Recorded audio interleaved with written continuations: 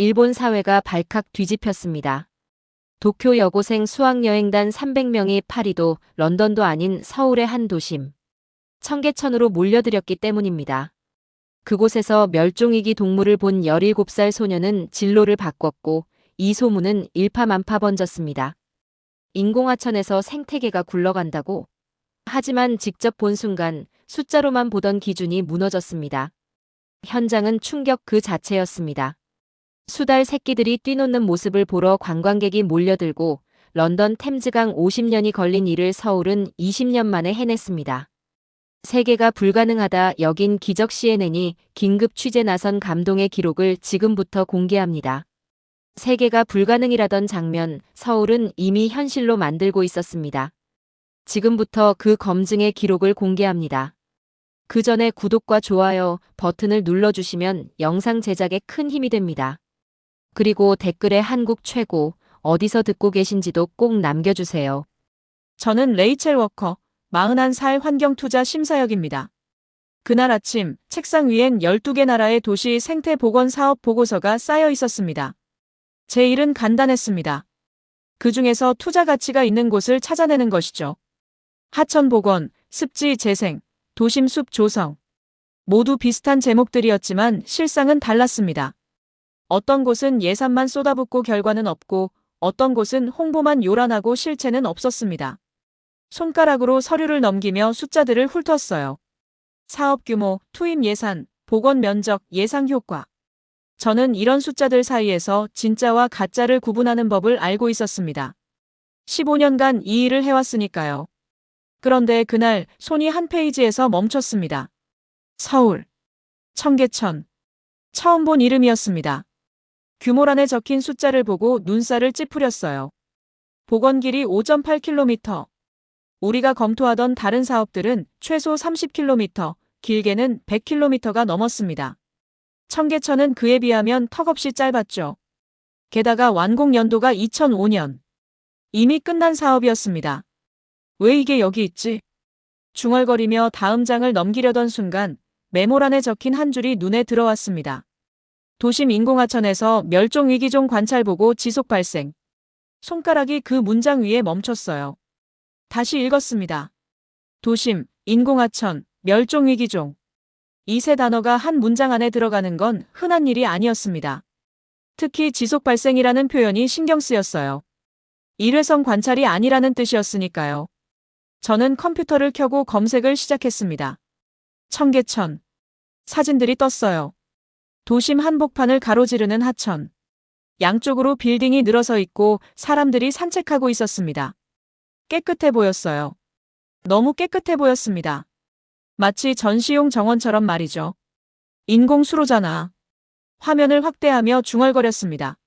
물길은 일정했고 돌들은 규칙적으로 배치돼 있었고 수변엔 나무들이 줄지어 서 있었습니다. 자연스러운 하천의 모습이 아니었어요. 설계된 풍경이었죠. 저는 과거 자료를 찾기 시작했습니다. 복원 전 사진들이 나타났어요. 고가도로가 청계천을 덮고 있었고 그 아래는 어둡고 지저분했습니다. 하천은 콘크리트 수로로 덮여 있었죠. 그러다 2003년 공사가 시작됐습니다. 고가도로를 철거하고 덮인 하천을 열어 복원했다고 했어요. 숫자들을 하나씩 확인했습니다. 투입 예산, 공사 기간, 복원 방식 모두 기록돼 있었어요. 그런데 뭔가 이상했습니다.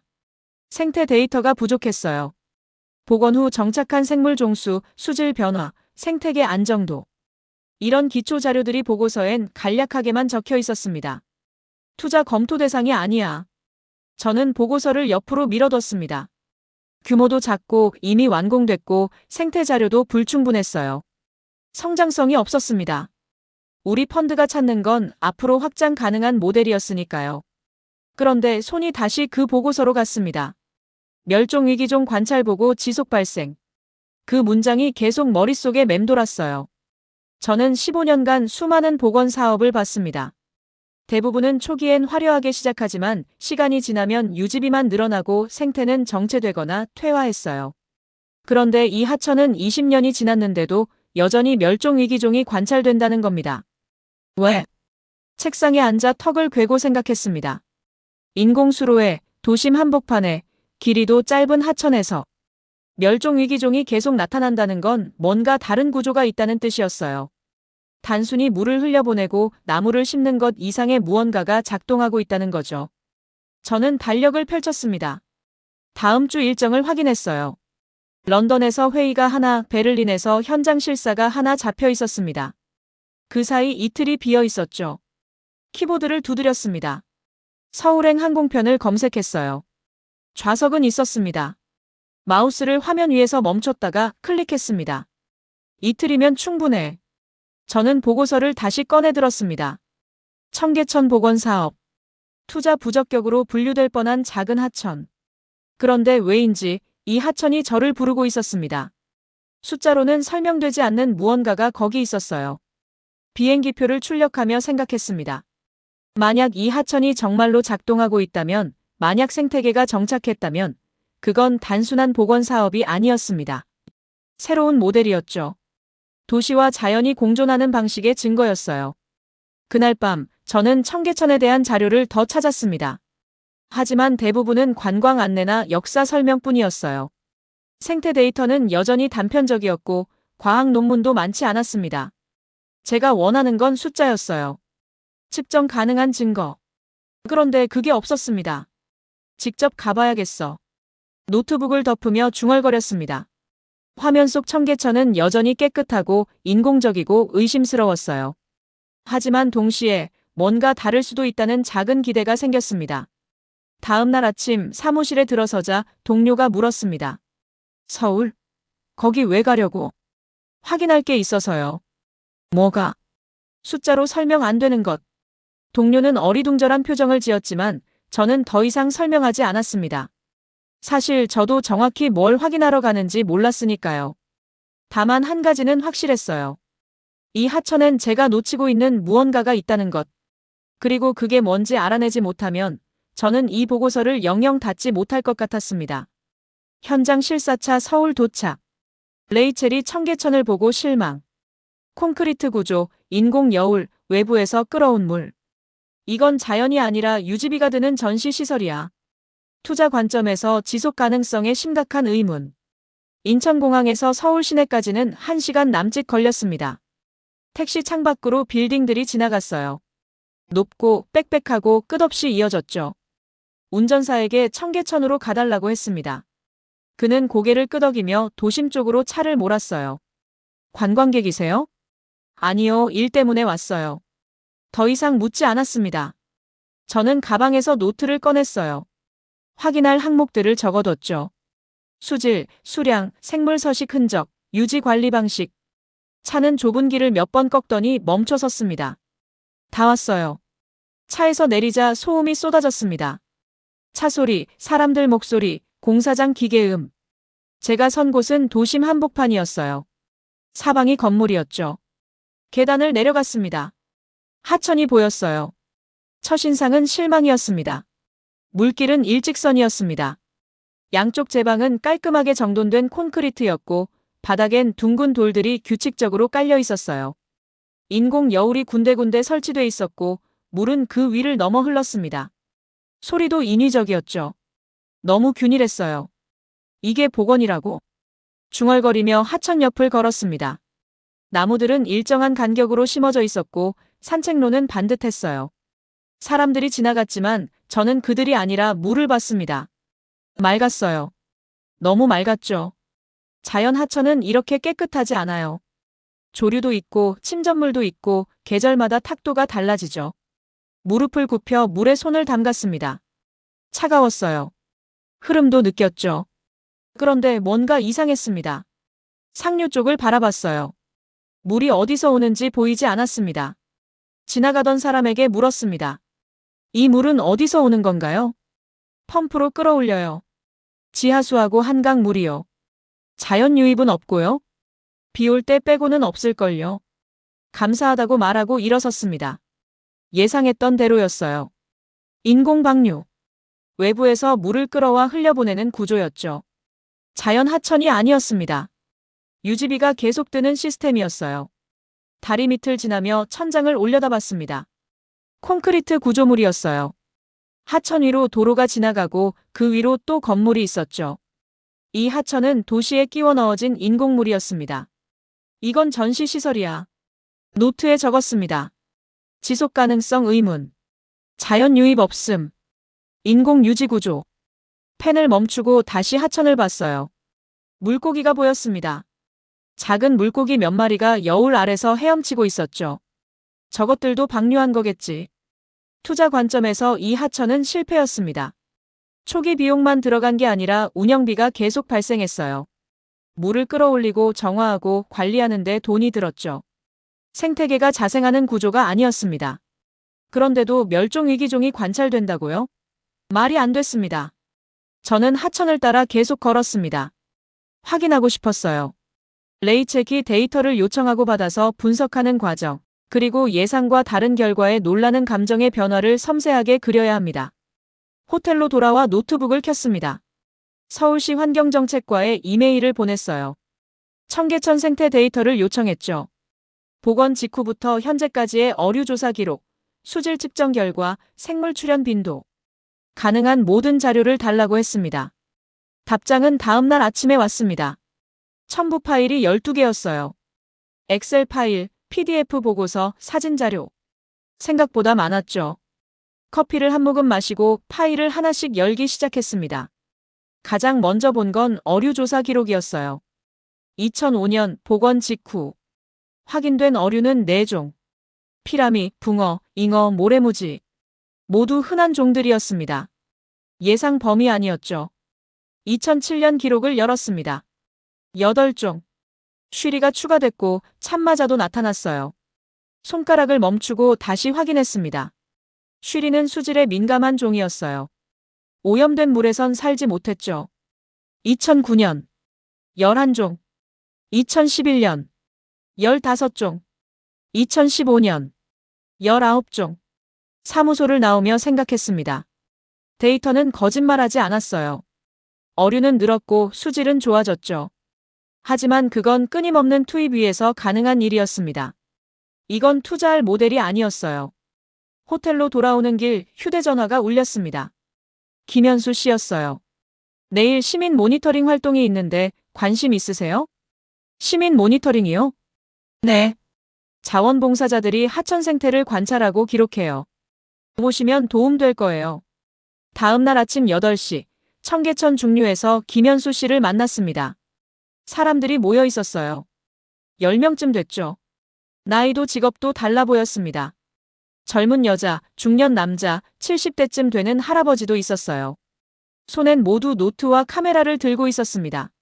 소개할게요. 레이첼 워커 씨, 환경투자 전문가십니다.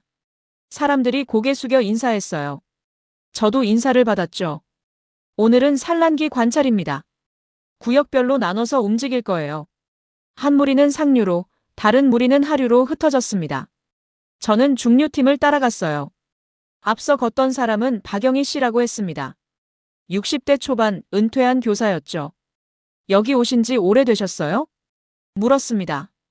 박영애 씨가 하천을 내려다보며 답했어요. 10년 됐어요. 처음엔 그냥 산책하러 왔다가 시작했죠. 매주 오시나요? 네. 토요일마다요. 무릎을 굽히고 물을 들여다봤습니다. 돌 틈새를 유심히 살폈어요. 뭔가 찾는 것 같았죠. 카메라를 꺼내 사진을 몇 장 찍었습니다. 알이 있네요. 알이요? 다가가서 봤습니다. 돌 아래 작은 알들이 붙어 있었어요. 투명했고 안에 까만 점이 보였죠. 피라미 알이에요. 작년보다 많아요. 노트에 뭔가 적었습니다. 위치, 수량, 상태. 꼼꼼했어요. 조금 떨어진 곳에서 다른 사람이 소리쳤습니다. 여기 쉬리 있어요. 사람들이 모였어요.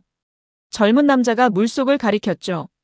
쉬리 한 마리가 여울 밑에서 꼬리를 흔들고 있었습니다. 작년엔 이 구간에 없었는데 누군가 중얼거렸어요. 바로 노트에 기록했죠. 구역, 종, 개체 수. 저는 옆에서 지켜봤습니다. 이들은 전문가가 아니었어요. 하지만 움직임이 익숙했죠.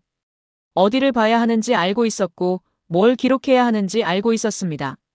1시간쯤 지났을까요? 팀이 다시 모였어요. 각자 기록한 내용을 공유했습니다. 상류에서 버들치 3마리 확인했어요. 중류에 피라미 산란지 2곳 발견했습니다. 하류 수질이 약간 탁했어요. 확인 필요할 것 같아요. 김현수 씨가 노트에 적었습니다. 그리고 즉시 휴대전화를 꺼냈어요.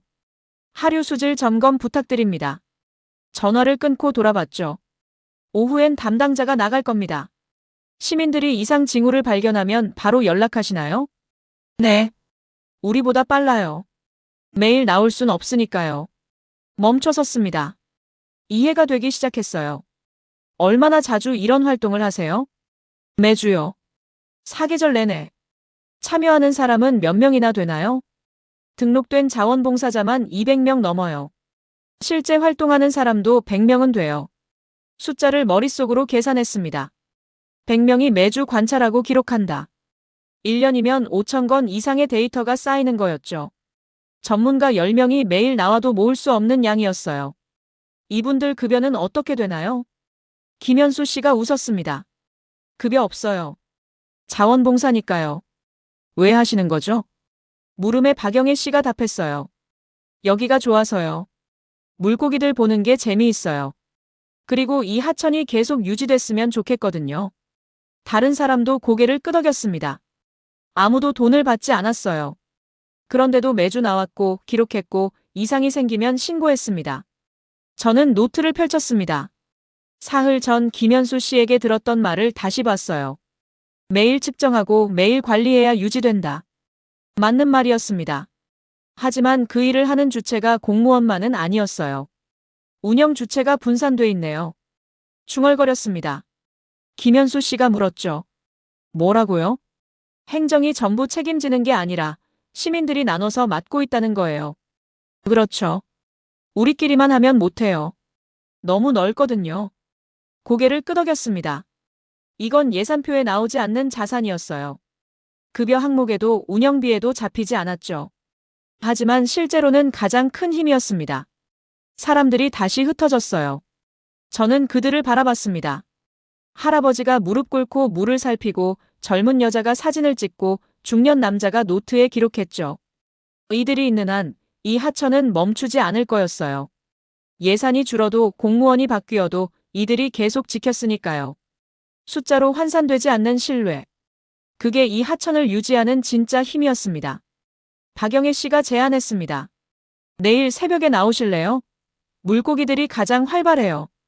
다음 날 새벽 5시 청계천에 도착했습니다. 어둠이 아직 가시지 않았어요. 가로등 불빛이 수면에 반사됐고 도시는 조용했죠. 박영애 씨는 이미 와 있었습니다. 손전등을 들고 하천을 비추고 있었어요. 여기 보세요. 다가갔습니다. 손전등 빛이 여울을 따라 움직였어요. 물고기들이 보였죠. 여러 마리가 상류를 향해 헤엄치고 있었습니다. 산란하러 가는 거예요. 속삭이듯 말했습니다. 저도 무릎을 굽혔어요. 물고기들은 빠르게 움직였고 물살을 거슬러 올라갔죠. 본능이었습니다. 하늘이 조금씩 밝아졌어요. 새들이 울기 시작했고 바람이 불었습니다. 박영애 씨가 손전등을 끄고 제 방을 걸었어요. 저도 따라갔죠. 저기 좀 이상한데요. 박영애 씨가 멈춰섰습니다. 제 방 옆 진흙을 가리켰어요. 발자국이 있었습니다. 처음엔 개인 줄 알았어요. 하지만 가까이 보니 달랐죠. 발가락이 5개였고 물갈퀴 자국이 선명했습니다. 이거. 손으로 발자국을 짚었습니다. 아직 축축했어요. 몇 시간 지나지 않은 흔적이었죠. 수달 아닌가요? 박영애 씨가 물었습니다. 저는 고개를 들어 주변을 둘러봤어요. 발자국은 한 곳에만 있지 않았습니다. 제 방을 따라 이어졌고 물가로 내려갔다가 다시 올라왔죠. 확실해요? 모르겠어요. 작년엔 못 봤는데. 일어서서 발자국을 따라 걸었습니다. 10m쯤 갔을까요? 돌 위에 뭔가 있었어요. 다가가서 확인했죠. 물고기 뼈였습니다. 머리와 척추만 남아 있었고 살은 깨끗이 발라져 있었어요. 심장이 빨라졌습니다. 박영애 씨, 여기요. 박영애 씨가 왔어요. 뼈를 보고 눈을 크게 떴죠. 누가 먹은 거네요. 수달이요. 고개를 끄덕였습니다. 이건 사람이나 새가 먹은 흔적이 아니었어요. 포식자가 먹은 거였죠. 주변을 더 살폈습니다. 물가 바위 위에 배설물이 있었어요. 검은색이었고 비늘 조각이 섞여 있었습니다. 냄새를 맡았죠. 비린내가 났어요. 영역 표시예요. 중얼거렸습니다. 수달은 자기 구역에 배설물을 남깁니다. 지나가는 개체는 그러지 않아요. 정착한 개체만 영역을 표시하죠. 여기 사는 건가요? 박영애 씨가 물었습니다. 저는 답하지 못했어요. 확신할 수 없었으니까요. 하지만 증거는 분명했습니다. 반복된 발자국, 먹이 흔적, 영역 표시. 해가 떠올랐습니다. 하천이 밝아졌고 물빛이 선명해졌어요. 저는 제자리에 서서 하천을 바라봤습니다. 최상위 포식자. 먹이사슬의 꼭대기에 있는 동물. 수달이 살려면 먹이가 풍부해야 했어요. 물고기가 많아야 하고 물이 깨끗해야 하고 서식처가 안정적이어야 했죠. 이 모든 게 청계천에 있다는 뜻이었습니다. 인공 하천에서요. 도심 한복판에서요. 신고해야 할까요? 박영애 씨가 물었습니다. 저는 천천히 고개를 끄덕였어요. 네. 기록해야죠. 박영애 씨가 휴대전화를 꺼냈습니다. 사진을 찍고 위치를 확인하고 메시지를 보냈어요. 김현수 씨에게 가는 거였죠. 저는 다시 발자국을 봤습니다. 작았어요. 아마 어린 개체일 거였죠. 그런데 여기 있었습니다. 이 좁은 하천에서 살고 있었어요. 3일 전 김현수 씨가 했던 말이 떠올랐습니다. 사람 손이 멈추면 바로 무너진다. 맞는 말이었어요. 하지만 동시에 틀린 말이기도 했습니다. 사람이 만든 환경이었지만 그 안에서 자연은 스스로 굴러가고 있었으니까요. 먹이사슬이 완성됐어요. 물고기가 번식하고 그걸 먹는 포식자가 나타났고 포식자는 영역을 정했습니다. 생태계가 작동하기 시작한 거였죠. 투자 보고서로는 설명할 수 없었어요. 예산 항목에도 운영 계획에도 수익 예측에도 이런 건 없었습니다. 하지만 지금 제 앞에 있었습니다. 발자국으로, 뼈로, 배설물로. 말없는 증거였죠. 저는 노트를 꺼냈습니다. 적으려다 멈췄어요. 뭐라고 써야 할지 몰랐으니까요. 그냥 서 있었습니다. 해가 더 높이 올라왔고 도시가 깨어났습니다. 사람들이 하천으로 내려오기 시작했어요. 그들은 몰랐죠. 지난밤 여기서 무슨 일이 있었는지. 하지만 저는 알았습니다. 이 하천은 살아있었어요. 호텔로 돌아와 노트북을 열었습니다. 지난 2년간 검토했던 하천 복원 사례들을 꺼냈어요. 런던 템스강, 베를린 슈프레강, 로스앤젤레스강. 모두 대규모 프로젝트였죠. 템스강 자료를 먼저 봤습니다.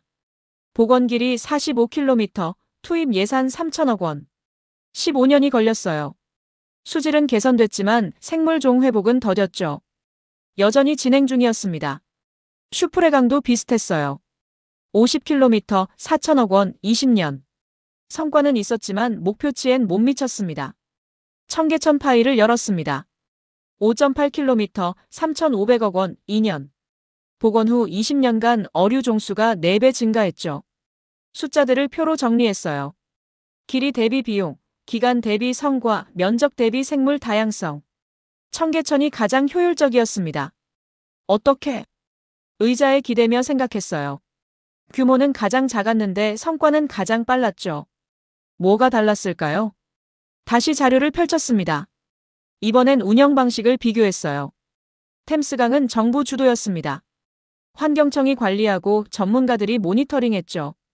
시민 참여는 제한적이었어요. 슈프레강도 마찬가지였습니다. 기술 중심, 전문가 중심, 행정 중심. 청계천은 달랐어요. 행정이 기반을 만들었지만 시민이 유지했습니다. 100명이 넘는 자원봉사자가 매주 나왔고 이상 징후를 즉시 신고했죠. 관리 주체가 분산돼 있었어요. 노트에 적었습니다. 운영 리스크의 분산. 한 곳에 집중되지 않으니까 한 곳이 무너져도 전체가 멈추지 않았어요. 다음은 설계를 비교했습니다. 서구 사례들은 대부분 자연형 복원을 목표로 했어요. 인공 구조물을 최소화하고 하천이 스스로 회복하길 기다렸죠. 시간이 오래 걸렸습니다. 청계천은 처음부터 인공이었어요. 돌 배치, 수심 조절, 여울 설치. 모두 설계됐죠. 하지만 그 설계가 생태를 고려했습니다. 물고기 서식처, 산란지, 먹이 공간. 자연처럼 보이진 않았지만 자연이 작동할 수 있는 구조였어요. 방향을 잃지 않았구나. 중얼거렸습니다. 다른 사례들은 규모를 키우느라 효율을 놓쳤어요. 청계천은 작았지만 집중했죠. 도심 생태 복원이라는 목표에서 벗어나지 않았습니다. 마지막으로 비용 구조를 봤습니다. 템스강은 초기 투자가 컸지만 유지비도 계속 늘었어요. 관리 인력이 부족했고 예산 부족으로 일부 구간은 방치됐죠. 청계천도 유지비가 들었어요. 펌프, 정화시설, 전기료. 하지만 모니터링 비용은 거의 없었습니다. 시민들이 무료로 했으니까요. 계산기를 두드렸습니다. 20년간 누적 비용을 면적으로 나눴어요. 청계천이 가장 낮았습니다. 고비용 모델이 아니야. 화면을 응시했습니다. 처음엔 돈을 많이 쓴 비효율적 사업으로 보였어요. 하지만 비교안이 달랐죠. 청계천은 적은 면적에서 최대 효과를 냈습니다. 핵심은 신뢰였어요. 시민들이 하천을 믿었고 행정을 믿었고 서로를 믿었죠. 그 신뢰가 비용을 낮췄습니다. 보고서를 작성하기 시작했습니다. 청계천 모델 분석 고신뢰 기반 도시 생태 복원 사례. 손가락이 키보드 위에서 빠르게 움직였어요. 데이터를 입력하고 그래프를 그리고 결론을 적었습니다. 이 모델은 확장 가능하다. 마지막 문장을 쳤습니다. 청계천은 작았지만 원리는 보편적이었어요. 시민 참여, 분산 관리 목표 집중. 다른 도시에도 적용할 수 있었죠. 이메일을 열었습니다. 런던 본사 투자위원회 앞으로 보고서를 첨부했어요. 제목을 적었죠. 서울 청계천 투자 재검토 권고. 전송 버튼을 누르기 전에 잠시 멈췄습니다. 3일 전만 해도 이 하천을 부적격으로 분류하려 했어요. 인공적이고 비효율적이고 지속 불가능하다고 생각했죠. 하지만 지금은 알았습니다. 청계천은 세계 어느 사례보다 완성도 높았어요. 작지만 정확했고 인공적이지만 살아있었고 비용이 들지만 지속 가능했습니다. 전송 버튼을 눌렀습니다. 화면에 전송 완료 메시지가 떴어요. 창밖을 봤습니다. 서울의 밤이 반짝였죠. 저 어딘가에서 청계천이 흐르고 있었고 수달이 사냥하고 있었고 시민들이 내일 또 나올 준비를 하고 있었어요. 이 도시는 답을 알고 있었습니다. 작아도 괜찮다고, 완벽하지 않아도 괜찮다고, 함께하면 된다고. 저는 그 답을 이제야 배웠습니다. 귀국 전날 오후 청계천을 다시 찾았습니다. 이번엔 새벽이 아니었어요. 햇살이 내리쬐는 한낮이었죠. 사람들이 많았습니다. 계단을 내려가자 아이들 웃음소리가 들렸어요. 천천히 걸었습니다. 사흘 전 처음 왔을 땐 실망했었죠. 너무 인공적이고 너무 깨끗하고 진짜 같지 않았어요. 그런데 지금은 달라 보였습니다. 벤치에 할아버지가 앉아 있었어요. 옆엔 5살쯤 된 아이가 있었죠. 할아버지가 물을 가리키며 말했습니다. 저기 봐라. 물고기 간다. 아이가 몸을 앞으로 내밀었어요. 눈을 크게 뜨고 물속을 들여다봤죠. 할아버지, 저거 뭐예요? 피라미야. 작지? 근데 빨라. 많아요. 옛날엔 없었는데 이제 많아졌어. 아이가 깔깔 웃었습니다.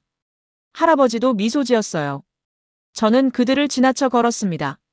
다리 아래서 직장인 2명이 도시락을 먹고 있었어요. 점심시간이었죠. 한 명이 물을 보며 말했습니다. 여기 진짜 시원하다. 맞아. 사무실보다 나아. 웃음소리가 났어요. 그들은 밥을 먹고 쉬고 다시 일터로 돌아갈 거였습니다. 청계천은 그들의 일상 한가운데 있었어요. 조금 더 걸었습니다. 젊은 여자가 스케치북을 펼쳐놓고 그림을 그리고 있었어요. 연필이 종이 위를 움직였죠. 하천과 나무와 사람들이었습니다. 예쁘네요. 말을 걸었습니다. 여자가 고개를 들었어요. 감사해요. 여기 자주 와서 그려요. 왜요? 변하거든요. 계절마다 날마다. 같은 곳인데 매번 달라요. 고개를 끄덕이고 자리를 떠났습니다. 제 방에 앉았어요. 가방에서 노트북을 꺼냈습니다. 보고서를 다시 열었죠. 런던에 보낸 그 보고서였습니다. 마지막 문장을 읽었어요. 청계천 모델은 고신뢰 기반 도시 생태 복원 사례로서 투자 가치가 있다. 맞는 말이었어요. 하지만 부족했습니다. 뭔가 빠진 것 같았죠. 커서를 문장 끝에 놓았습니다. 지우고 다시 썼어요. 이 프로젝트의 진짜 수익은 생태 데이터가 아니라 사람들의 일상에서 발생한다. 저장했습니다. 주변을 둘러봤어요. 할아버지와 아이는 여전히 물고기를 보고 있었고, 직장인들은 웃으며 이야기하고 있었고, 여자는 그림을 그리고 있었습니다. 이들은 투자 보고서에 나오지 않았어요. 수익 예측에도 성과 지표에도 없었죠. 하지만 이들이 진짜였습니다. 청계천이 살아있는 이유였어요. 3일 전, 저는 숫자를 찾으러 왔었습니다. 얼마나 효율적인지, 얼마나 지속 가능한지, 투자할 가치가 있는지. 답을 찾았어요. 하지만 숫자가 아니었습니다. 수달 발자국이었고, 시민 모니터링이었고, 할아버지의 미소였고, 아이의 웃음이었죠. 도시는 회복됐습니다. 하천은 살아났고, 물고기는 돌아왔고, 사람들은 그 안에서 살아가고 있었어요. 투자 가치요? 있었습니다. 하지만 그건 제가 생각했던 방식으로 계산되지 않았어요. 노트북을 덮었습니다. 일어서서 마지막으로 하천을 봤어요. 물은 흘렀고 햇빛은 반짝였고 사람들은 계속 왔다 갔다 했습니다. 이 풍경이 20년 후에도 있을까요? 아마 있을 거예요. 시민들이 지킬 테니까요. 50년 후에도요? 모르겠어요. 하지만 지금 이 순간만큼은 확실했습니다. 청계천은 살아있었고 서울은 그걸 지키고 있었어요. 가방을 메고 계단을 올라갔습니다. 뒤돌아보지 않았어요. 볼 필요가 없었으니까요. 이미 알고 있었으니까요. 공항으로 가는 택시 안에서 생각했습니다. 제가 배운 건 하천 복원 기술이 아니었어요. 훨씬 더 큰 거였죠. 도시가 자연과 함께 살 수 있다는 것. 작아도 완성될 수 있다는 것. 그리고 사람들이 함께하면 불가능한 게 없다는 것. 여러분은 언제 도시가 따뜻하다고 느끼셨나요? 저는 서울에서 배웠습니다. 청계천에서 배웠어요. 이 이야기가 마음에 닿으셨다면 구독과 좋아요 부탁드립니다.